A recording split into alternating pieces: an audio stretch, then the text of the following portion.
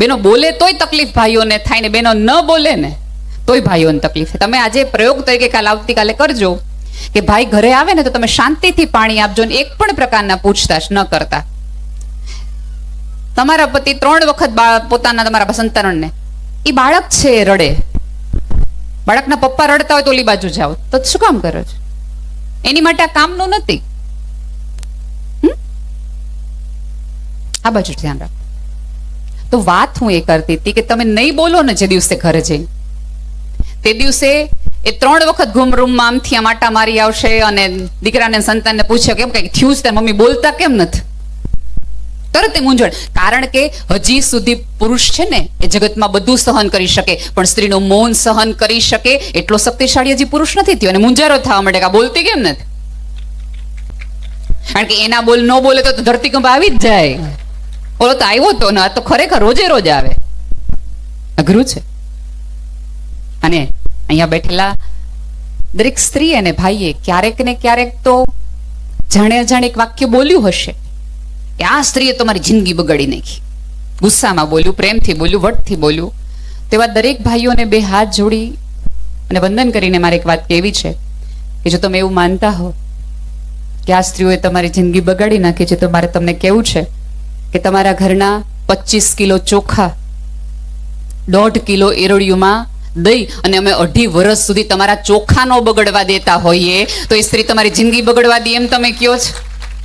તમારા ઘરની રકેબી તૂટે ને તો ચીસ અમારામાંથી નીકળે કે આના પરસેવાની કમાણીની છે ને એટલે રેડ નીકળે. તો આપણે કહે પણ હું રાડું નાખસ, આ રકેબી તૂટી ગઈ એમાં. અહીંયા હવે ભરત છે ને, આ બધી બાઓ ને માવડીઓને પૂછજો કે પેલા ભરત ધરવા માટે તમને સારું કાપડ નહોતું અપાવાતું. જે લીરા હોય, ચોડાઈ ગયેલું હોય, ફાટી ગયેલું હોય, ફેંકી દેવાનું હોય ને, ઈ કાપડ તમને આપે અને એમાંથી તમારે ભાત પાડવાની, એક સરખા લીટામાંથી સુંદર દેખાડ્યું.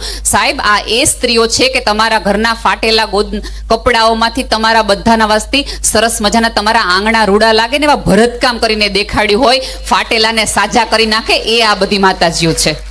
અને સાવ સાદી વાત છે સાહેબ, મેં તો અનેકો નેકવાર સ્ટેજ ઉપરથી કીધું છે અને જવાબદારી સાથે કહું છું, જે દિવસે તમારી ઉમરાવાળી રાજી ને તે દી તમારી ડુંગરાવાળી રાજી. બાકી ભૂલી જાઓ, ભૂલી જાઓ. માગો તો ઉપરવાળા આગળ માગજો, અનહદ માગજો, માગવું જ. હું તો એમ જ કહું છું, બધા એમ કે ભગવાન આગળ મગાય જ નહીં. હું તો એમ કહું ભગવાન આગળ જ મગાય. 2 હાથ વાળા આગળ માગ્યું છે ને તો 10 જણને કે, 1000 હાથ વાળા આગળ માગો ને તો કોઈ દી કોઈને કહેવા નહીં આવે કાણે મારી આગળ માગ્યું તું. માગો જ, જે જોતું હોય માગો, અઢળક માગો. કારણ કે તમારી આગળ હશે તો તમે આવી કથાઓ કરી શકશો, મંડપો કરી શકો, બેન દીકરીઓને હાંચવી શકશો. પણ સાથે સાથે ભગવાનને એટલું માગો કે ભગવાન એટલું દે કે હું જગત આખાના ટાણા સાચવી શકું. બેન દીકરી મારા ઘરેથી આવે તો હસતી હસતી વાસી જાય અને મારા ઘરની પુત્ર વધુ હસતી હસતી રસોડામાં જાય. હસતી હસતી સ્ત્રી રસોડામાં ક્યારે જાય કે તમે એને હાંચવતા હોય ને તો. બાકી તમે ચાનું મૂકવાનું કહો તેમ થાય કે આ ચા ને તેવી બાળી દેવીશ ને કે આ માગે નહીં બીજી વાર ચા. હસતી હસતી ક્યારે જાય પુત્ર વધુ? કે તમે એવું સન્માન આપ્યું હોય ત્યારે. અને અહીંયા નવી યુવાન ભાઈઓ એ છે, સોશિયલ મીડિયા ઉપર આપણે જેટલા સારા હોઈએ ને એટલું જે દિવસે આપણે ઘરમાં સારા રહેવા માંડીએ ને તે દી થોડુંક હોકે ડકે બધું સરભર થાય. તમે જુઓ ત્યાં કોઈક સરસ મજાની બેન છે, એ ગમે એવી, હા એ બેનને આપણે કોઈ દિવસ મળ્યા ન હોય. અને બીજું કે તમે જેને સરલા કહો છો ને એ એકચ્યુઅલી સુરેશ છે એવું ઝુકરબર્ગે કહે છે. એટલા ફેક આઈડી સોશિયલ મીડિયા ઉપર છે. ત્યાં એક સરસ મજાનો શાકનો ફોટો, રીંગણાનો ઓળાનો ફોટો મૂકે, તમે કેટલા દિલ દિયો, અંગૂઠા દિયો. અરે આ મરી ગયા બિચારા, વાઢિયા પડી ગયા ઓળા કરી કરીને. કોઈ દી ન કીધું કે હારું બનાવ્યું ને, તો તરત જ આપણે રોજ હું ઓળા ને રોટલા હિલાવતા હશે નહીં. એક બહુ ખોટી ગેરસમજણ આપણા બધાના મગજમાં એવી રહી ગઈ છે કે ઘરના હોય થેન્ક યુ નહીં કહેવાનું. ઘરનાને કોઈ માફી માંગવાની રીત પારકા રહે હોય, એની માફી હોય, પોતાના થોડી માફી હોય નહીં. સૌથી વધુ તમારી બાજુમાં ને પડખે રહેનાર વ્યક્તિ છે એને જરૂર છે તમારા થેન્ક યુ ને સોરી. અને સૌથી કહું, આ બધી માં છે ને, માં એ પેઢીએ તો આભાર સાંભળ્યો જ નથી અને જગતનો અબજસ જ લીધો છે. અત્યારે આમાંના કોઈક બાને બેસીને પગે લાગીને તમારામાંનો કોઈક દીકરો કે કોઈક પુરુષ એવું કહે ને કે તમે હતા તો અમે અહીંયા ટકી રહ્યા ને અમે ઉજળા થઈ ગયા. સાહેબ, એ સ્ત્રીનો ઘસારો ને એનો ગોઠણનો દુખાવો હોય છે. ખારું થયું કે આ ઘર માટે મેં ઘસારો લીધો. એને કદર તો છે, કદર તો છે, પણ એ કદર આપવા માટે અહીંયા બેઠેલી બહેનોએ શરૂઆત કરવી પડશે. જે દિવસે તમારા કુખે આવતા સંતાનને, તમારા કુખે આવતા પુરુષને તમે સ્ત્રીની ક્ષમતા, સ્ત્રીનું સન્માન, સ્ત્રીએ કરેલા ઘસારા, સ્ત્રીએ કરેલા વલણ, સ્ત્રીએ કરેલા ઉજાગરાનો તમે હિસાબ આપતા શીખવાડશો, તો આમાંના જે નવી પેઢીના દીકરાઓ છે એ આવતા દિવસની દીકરીઓને કહેશે કે તું હું તારી સાથે છું, તો એ સન્માન આપશે. ત્યારે તો સરસ બધી દીકરીઓ ભણે છે, પોતાનું નામ બનાવે છે. પણ જો એ તમે નહીં શીખવો, જો તમને જેટલી ફરિયાદ તમારા પતિ માટે છે એ ફરિયાદની એટલી સુધારણા તમે તમારા દીકરામાં કરી શકો ને, એટલા તો એને તમે બદલાવી શકો ને. કે ભાઈ મને એવું છે કે ભાઈ મારા વર છે એને વખાણ કરતા આવડવા જોઈએ, તો તમે સાથે સાથે તમારા દીકરાને અત્યારથી શીખવાડો કે જો કોક સ્ત્રી 45 ડિગ્રીની અંદર તમને ગરમ ગરમ રોટલી કે રોટલો ખવડાવતી હોય તો એક વખત એ સ્ત્રીને પૂછવું જોઈએ તે જમ્યું. અને આ આમનું કામ નથી, તમારું ને મારું કામ છે એને એ સમજાવવાનું. માત્ર શિક્ષણ છે તમે ચોપડીમાં લઈ લેશો તો ખોપડીમાં કઈ ઉતરશે નહીં સીધું. આ વચગરની રસ્તો કાઢવો પડશે મારે ને તમારે બંને. આ આખી કથાઓની અંદર સ્ત્રી પાત્રોના સર્જનની કેટલી બધી કથાઓ છે, કોઈક દિવસ ધ્યાનથી સાંભળો. પણ આમાં કેવું થાય ખબર છે કે આવી બધી વાતો થતી હોય ને એટલે આપણે એમ થાય સાંભળજો તમે તમારી હાટું હતું. અને બીજું કે પરિવારને જોડવા માટે સ્ત્રીએ સૌથી મોટી ભૂમિકા નિભાવવી પડે. કારણ કે મેં જેમ કીધું એમ કે ફાટેલા કપડાઓમાંથી સરસ મજાની રચનાઓ કરીને, સરસ મજાના ભરત ગૂંથણ કરીને તમે સરસ મજાનો ચાકડો બનાવી શકો, પણ એ ચાકડો બનાવતી વખતે એ સોયના ટેભા ઉપર તમારા ટસિયા ફૂટી જાય તો એ તમારે જ પી જવા પડે. એ લોહીના ટસિયા તમારે જ પીધા પડે.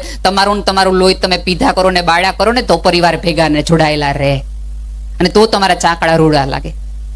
એના વગર શક્ય નથી. પણ આપણે તો કેવું કે વખાણ કરવાના હોય ને તો દરેક વ્યક્તિ બાજુની મામાના દીકરાની વહુ એટલી ડાય, અને એ કોના વખાણ, એ વખાણ કોની સામે કરો? તમારા દીકરાની વહુ સામે કરો તમે. આપણી પુત્ર વધુની સામે આપણો દીકરો જમતો હોય, ભાઈ આમ ટીવી જોતા હોય ત્યારે એમ કે ફલાણા ભાઈના દીકરાની કઈ વહુ છે એવી ડાય ને એવું સરસ ફળિયું વાળે ને એવું સરસ રસોઈ કરે ને બોલાવે ચલાવે હારી. હવે ઓલી જે કરતી હોય તમારું એને હું મગજમાં વિચાર આવે? બહુ સાંભળ્યા પછી ક્યારેક તમને એમ કે તો ન્યા રહેવા વયા જાઓ, તો ન્યા રહેવા વયા જાઓ. અહીંયા બેઠેલી તમામ માતાઓને વિનંતી છે કે તમારે વખાણ કરવા હોય, આદર કરવું હોય, સન્માન કરવું હોય તો તમારી પુત્ર વધુનું કરો. કારણ કે તમારું વૃદ્ધત્વ એ સંભાળવાની છે, પાડોશની કે બીજી દીકરાની વહુ નહીં. એની તમે કદર કરી હશે તો સાંભળો. ચોક્કસ દીકરીઓને દેવા એટલું દ્યો, દેવું જ જોઈએ. એના ભાગનું જ ઉપરવાળો ક્યારેક આપણને આપતો હોય છે, દ્યો. પણ દીકરી જ્યારે જ્યારે આવે ત્યારે આપણે સારું ને સારું દેતા જઈને પછી આપણે એમ એક વાક્ય બોલતા રહે, અમારા જીવતા તાર જે જોતો હોય ને તો અહીંથી લઈ જા. પછી હવે ક્યારેક એવું બને કે તમારી દીકરાની વહુ અને તમારી દીકરી બે એક જ ઉંમરની હોય, બેયને તમારું એક જ ઘરેણું ગમતું હોય, અને ત્યારે આપણે શું કરીએ? દીકરીને આપી દઈએ, ઓલીને ખાસ કહેવા માટે કે તું નથી.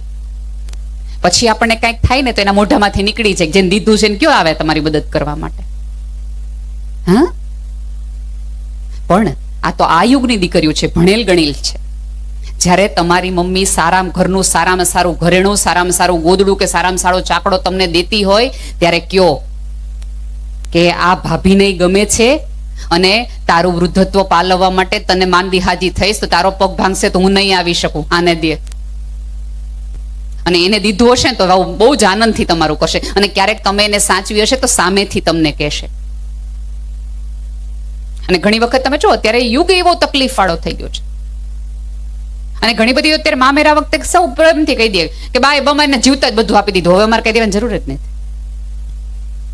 આવી નાની નાની વાતોથી આટલા સારા પરિવાર, તમે વિચાર તો કરો, આખા ગામને આ 21મી સદીમાં 2025માં કોકને આવો વિચાર આવે કે આખું ગામ ભેગું થાય અને ભાગવતની કથા કરે. શું કામ? અત્યારે તો કેટલી બધી કથાઓ, કેટલું બધું વિચારતા થાય, ટીવીમાં આમ કરો ને ક્લિક કરો ને બધું આંગળે છે. તેમ છતાં આપણે ધર્મના આંગળીએ એટલે જઈએ છીએ કારણ કે ધર્મ આપણને બગડવા નથી દેતો. અમારે ભીખુદાનભાઈ બહુ સરસ વાત કરે કે પહેલાના જમાનામાં છે ને ઉમરા હતા, હજી કદાચ તમારા ગામમાં હશે ઉમરા. તમે દોડતા જાઓ ને તો તમને ઠેસ વાગે, અને ઠેસ વાગે એટલે તમને ઉમરો તમને રોકતો હોય, પૂછતો હોય, એમ તમને એમ પૂછે કે ઉતાવળમાં ક્યાં જાઓ છો? તમે સભાન થાવ, અને પાછળ બેઠેલો એકાજ અવાજ તમને ખમા કે તમને, કારણ કે તમને ઠેસ વાગી. એટલે ખમા કહેતા અવાજના ખોડાઓ જ્યાં સુધી તમારી પાસે છે ત્યાં સુધી તમે સુરક્ષિત છો. આ ઉમરાઓ ક્યાંક મને ને તમને હંમેશા પૂછે છે ક્યાં જાઓ છો, કોની સાથે જાઓ છો, સાચું બોલીને જાઓ છો કે નહીં, જેનું કહીને જાઓ છો, અને બીજું કે જેને ખમા કીધું છે એને આશા છે કે તમે વળતી વખતે સારી રીતે પાછા આવશો. ઉમરાનું આ મહત્વ છે. આ ભીખુદાનભાઈની કીધેલી વાત છે. ઉમરાઓ નથી હવે મારા ને તમારા ઘરમાં, પણ ઉંમર લાયક વડીલ તો છે. અમારે મોરારી બાપુ એક બહુ સરસ વાત કરે કે આ જગતમાં તમને રોકવા વાળા બહુ હવે છે કે તમે આગળ ન વધો. એમણે કીધું ને કે રૂમાલ હું કહું હેઠો પડે, હું કે હેઠો પડે. હેઠું પાડવા માટે તો બધા એક થઈ જાય. બધા કેવા છત્રી આખો એક થઈ ગઈ ને, પડે પડે પડે. ઊભા કરવામાં થાવ ને તો તમે માણસ કહેવાવ. એક માણસ પડતો હોય ને ઊભા કરવામાં તમે સાથે થાવ તો હાચા કહેવાવ. બાકી પાડવામાં ભેગા થાય જ. એ કઈ મોટી વાત નથી. તો વાત એ છે કે જ્યાં સુધી એ મોરારી બાપુ કે છે એમ કે તમને રોકવા વાળા તો બહુ છે, હવે ટોકવા વાળા નથી રહ્યા. કે તમે ખોટી દિશામાં જતા હો, ખોટી જગ્યાએ જતા હો તો તમે તરત કોઈ પૂછે, બા પૂછે, ભાઈ પૂછે, ક્યાં જાઓ છો, કામ જાઓ છો. અને આપણે અત્યારે કેવું છે કે બહુ બધા બહુ ડરીને રહીએ છીએ. તમે જુઓ કે અત્યારે આપણે ડાયાબિટીસ ન થાય એટલે ખાંડ ખાવાનું મૂકી દીધું. બીક છે ડાયાબિટીસ થઈ જાય, ડાયાબિટીસ થઈ જશે. કોલેસ્ટ્રોલ ની બીકે આપણે તેલ વાળું ખાવાનું બંધ કરી દીધું. નહીં કોલેસ્ટ્રોલ વધી જાય, કોલેસ્ટ્રોલ વધી ખાવાનું નથી. બીપી ની બીકે અથાણા મૂકી દીધા, મીઠું મૂકી દીધું, બધું ડરીને મૂકતા ગયા, ડરતા ગયા, મૂકતા ગયા, ડરતા ગયા, મૂકતા ગયા. પણ ખાવાનું મૂકી દીધું, મીઠું મૂકી દીધું, તળેલું મૂકી દીધું, ન ખાવાનું ખાવાથી મૂકી દીધું. પણ જે ન ખાવું જોઈએ, હરામનું ન ખાવું જોઈએ, એ મને મૂક્યું નહીં. એનાથી ઉપરવાળાને ડરે હરામનું ખાવાનું ન મૂક્યું. મૂકવું તો ઉપરવાળાની બીકે એ મૂકવું જોઈએ ને. બીપી કોલેસ્ટ્રોલની બીકે જો તમે આટલું ખાવાનું મૂકી દેતા હો તો ઉપરવાળાના ડરના કારણે તમારે મૂકવું જોઈએ. અમારા નાની બા બહુ સરસ એકવાર વાત કરતા હતા કે પહેલાના જમાના કદાચ આમાંના ઘણા બધા ગઢિયાઓને ખબર હશે કે ઓલી જમીનમાં સહી સાહેબની કરાવવાની તો સાહેબ 2 રૂપિયા, 5 રૂપિયા, 3 રૂપિયા લે ત્યારે સહી કરી દે. એટલે આવા એક સાહેબ કે જે સહી કરવાના પૈસા લે, સહી કરવાના પૈસા લે. ગામ આખું કંટાળી ગયું હતું સાહેબથી. આવું કોઈક વડીલ વૃદ્ધ હશે વડલા જેવું. એને એમ કીધું કે એક કામ કરો ને સાહેબ ને તમે આજ જઈને બધા યુવાનો જઈને કહો કે સાહેબ એક કામ કરો, આજ સાંજે અમારા બધાના ઘરે એક વાડીમાં આપણે જમણવાર રાખીએ અને બધાનું હાગમટે પતાવી દઈએ. બધાને તમારે 2, 5 જે લેવાના હોય એક હારે તમે લઈ લેજો. સાહેબ ને વાત સાચી લાગી. સાહેબ ઘરે કહીને આવ્યા કે આજથી વાંધો નહીં આવે. આજે આખા ગામે ભેગા થઈ નક્કી કર્યું સાહેબ ને દઈ દો, સાહેબ ને દઈ દો, સાહેબ ને દઈ દો. પીરસવા માંડ્યો સાહેબ નું બધું. પછી ઓલા જે વડીલ હતા કે જેને આખો માછડો રચ્યો હતો સાહેબને જમવાનો ને ઓલું વધારાનો દેવાનો, એને સાહેબને લસણની ચટણી મૂકી. એટલે સાહેબ કે હું લસણ નથી ખાતો, હું લસણ ખાવ તો મારું પેટ બગડે, લસણ નથી ખાતો. એટલે ઓલા દાદાએ બીજી ચમચી લસણની ખાધી કે સાહેબ લસણ ખાવાનું શરૂ કરી દો. લસણ ખાવાથી તો તમારું પેટ બગડશે, પણ હરામનું ખાવાથી તો તમારી પેઢીઓ બગડશે. એટલે એ રહેવા દો, ત્યાં સ્ટોપ થઈ જાઓ, એ નથી ખાવા જેવું. ક્યાંક આ બધી કથાઓ મારી અને તમારા માટે પાસે આ જગતના ચોકમાં જવા માટેના ઉમરાનું કામ કરે છે. કે તમે ધડ દઈને ન જવાની જગ્યાએ જતા હો તો એકાદ વાક્ય તમને રોકે. ન ખાવાનું તમે ખાતા હો તો એકાદ શબ્દ અને એકાદ અવતારની વાર્તા તમને બીવડાવે, ડરાવે અને સમજાવે કે આ કરવા જેવું નથી. કારણ કે ઓલાએ કર્યું હતું તો આપણને ખબર છે કેવી રીતે થયું હતું. અને નવી પેઢીની તો ખાસ આ કથાઓ એટલા માટે કહો કે જો તમે ઈચ્છતા હો કે આવતા દિવસોમાં તમારા ઝાડ ઉપર સારા ફૂલો અને ફૂલ આવે તો એની માટે બહુ જરૂરી છે કે તમે મૂળિયા સાથે કામ કરવાનું શરૂ કરો. આ સંસ્કૃતિનું કામ જ એટલા માટે કરીએ છીએ. ધર્મનું કામ જ એ છે કે મૂળના ઊંડિયા રાખવા. કેટલી બધી જગ્યાઓ એવી છે કે જ્યાં હું ને તમે આ કરી શકીએ છીએ. યુવાનો અહીંયા કેટલા બધા બેઠા છે. અને આવતા દિવસોમાં તો જ્યારે સ્ત્રીઓ સંતાનોને મોટા કરશે ને, આમાંના કેટલા બધા બા એવા હશે કે અમે તને મોટા કર્યા ત્યારે તને ખબર નથી, અમે કેટલી મજૂરી કરી, કેટલા ખાડા ખોદ્યા, કેટલું આ કર્યું. હવે અમારીની પેઢી છે એને પોતાના સંતાનોને એવું કહેશે તને ખબર નથી, તને મોટા કરવામાં અમે 3 કલાક ઓફલાઈન રહ્યા ને તને મોટા કર્યા છે. એટલું આપણે મોબાઈલમાં રહેતા હોઈએ. 3 દિવસથી સ્ટેટસ નથી બદલ્યા ને તને ભણાવ્યો, તું સમજ, આટલું મહત્વ છે તને ભણાવવાનું. અને ભાઈઓ બી એવું કહેશે,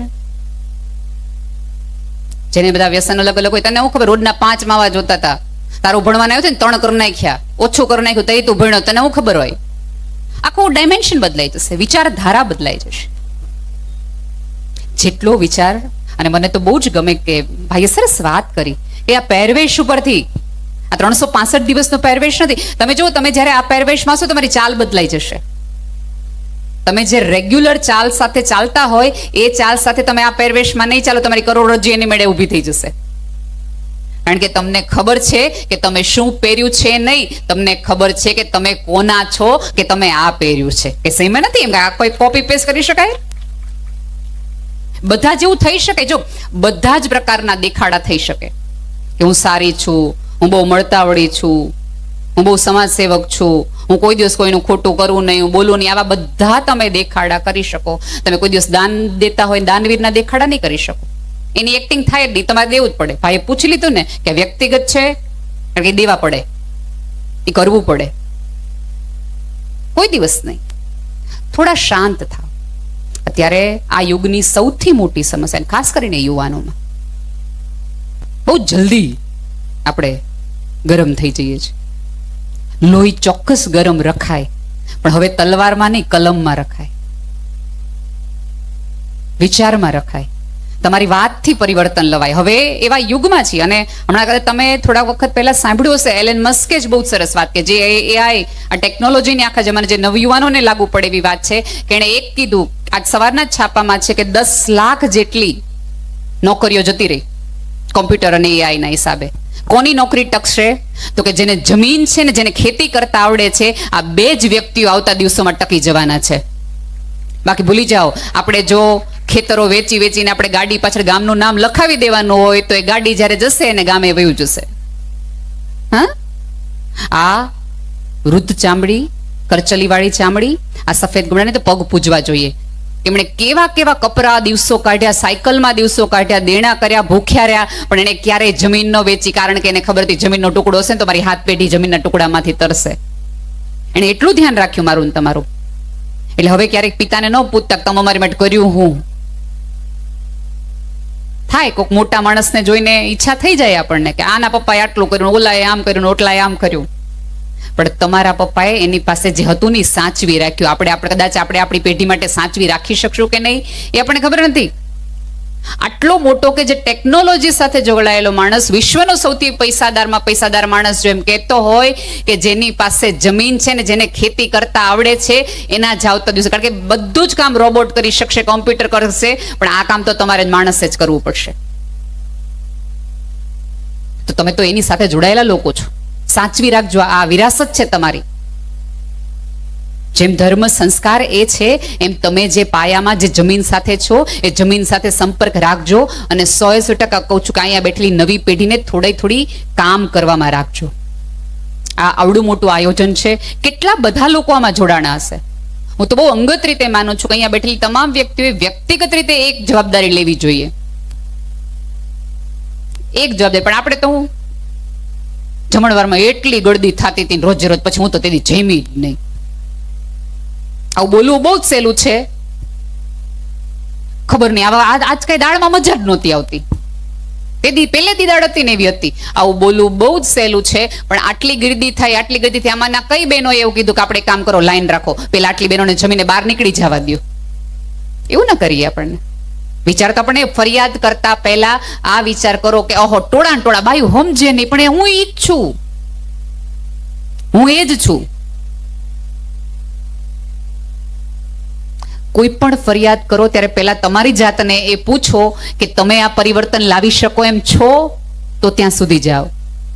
જીભને મેં કીધું એમ કાબુમાં રાખો ને થોડા શાંત થાઓ. એક વખત એક દરજી હતો, એ સોયથી કામ કરે ને ત્યારે સોયને અહીંયા પોતાની ટોપીમાં રાખે અને કાતરથી કામ કરતો જાય, કાતરને પોતાના પગે રાખે.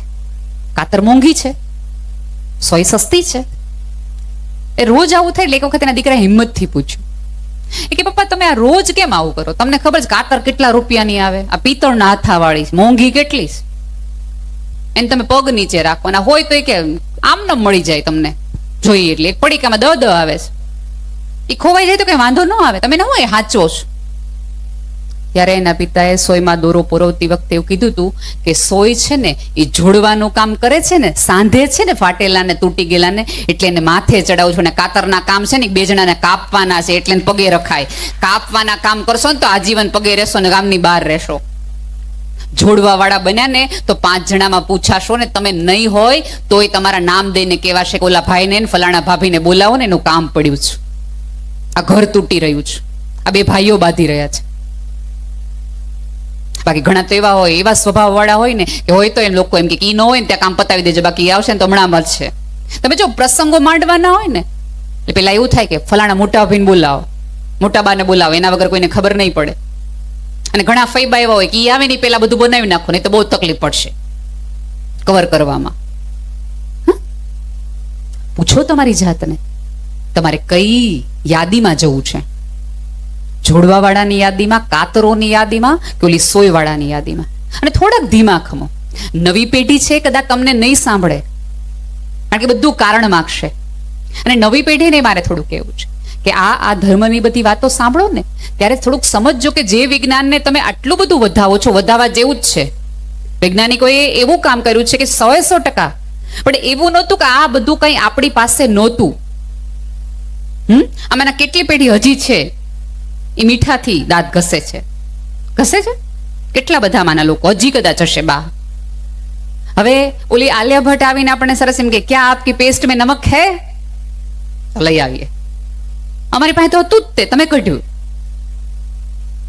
તમને ખબર હશે કે આ વખતે છાપામાં કદાચ નવી પેઢીએ વાંચ્યું હશે, અને જે લોકો IAS IPS ની તૈયારી કરતા હશે એને પ્રશ્ન આવશે કે વિજ્ઞાનનું જેને નોબેલ પ્રાઇઝ મળ્યું છે એ માણસે કેન્સરની રસી શોધી, એટલા માટે એને નોબેલ પ્રાઇઝ મળ્યું છે. એના એક કારણની અંદર એણે એવું કીધું છે કે મહિનામાં 2 વખત તમે નિર્જળા ઉપવાસ કરો ને પેટ ખાલી રાખો તો તમને કેન્સર થવાની શક્યતાઓ ઘણી ઓછી છે.